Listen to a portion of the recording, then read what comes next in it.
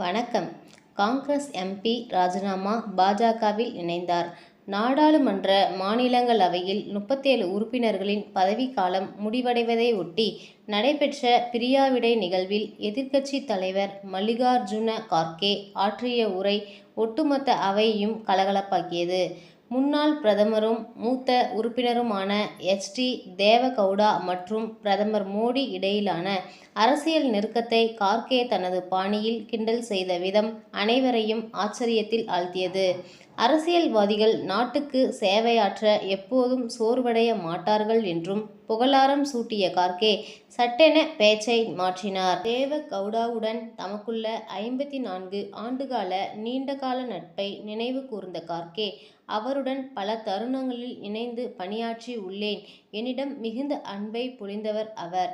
ஆனால் இடையில் என்ன நடந்தது என்று தெரியவில்லை.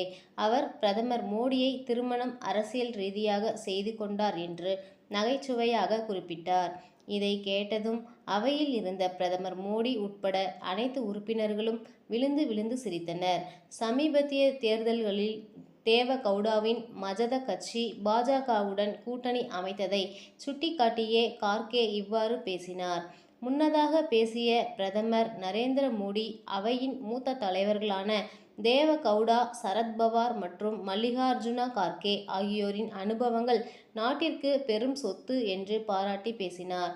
ஏப்ரல் 2ஆம் தேதியுடன் பதவிக்காலம் முடியும் உறுப்பினர்களுக்கு புகழாரம் சூட்டிய பிரதமர், அவர்களின் பங்களிப்பு நாடாளுமன்ற வரலாற்றில் என்றும் நிலைத்திருக்கும் என்று தெரிவித்தார். அரசியல் ரீதியான விமர்சனங்களுக்கு மத்தியிலும் மாநிலங்களவையில் நிலவிய இந்த சுமூகமான மற்றும் கலகலப்பான சூழல் அனைவரது கவனத்தையும் ஈர்த்துள்ளது.